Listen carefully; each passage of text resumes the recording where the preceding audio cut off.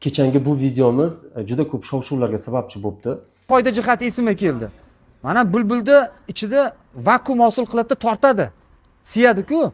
Tortadi, bu sal uzayadi-da. Ya'ni bulbulcha hozirgilarni ko'ryapmiz, juda kichkinalari-ku.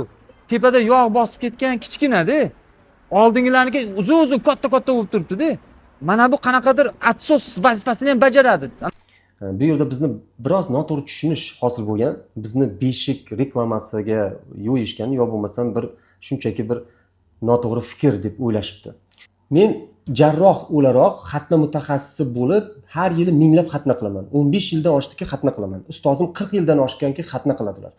Va bu tajribamizdan kelib chiqib aytdikki, mana shu funksiya, ya'ni omil sifatida boshchani uzayishiga yordam beradi. Bitta omil sifatida. Yillar, 10 yillar davomida bolalarning bulbulini o'lchamini biz nazorat qilib va tendensiyani ko'rib boryapmiz. Shuning uchun hozirgi paytdagi bu omillarning biriki buning o'sishiga bir omil sifatida foyda berayotganini ko'ryapmiz tajribada.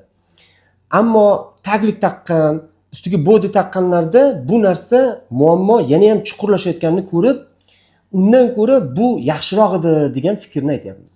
Xulosa qilib aytadigan bo'lsak, bolaning bulbulchasining o'lchami nafaqat sumakka bog'liq. Birinchi o'rinda ota-onaning genetik holatiga bog'liq. Ota-bobolardan olgan o'lcham keyin namoyon bo'ladi. Ikkinchisi bu onaning gormonal holati. Ya'ni homiladorlik davri, tug'ilishi va hokazo. Uchinchisi tashqi omil. Bunga sumak ham kiradi, bunga parvarish ham kiradi. Taglikda yotibdimi bola, beshikda yotibdimi, uqalanib massaj qilinyaptimi, massaj olmayaptimi? Bu omillar haqida biz suhbat qilyapmiz.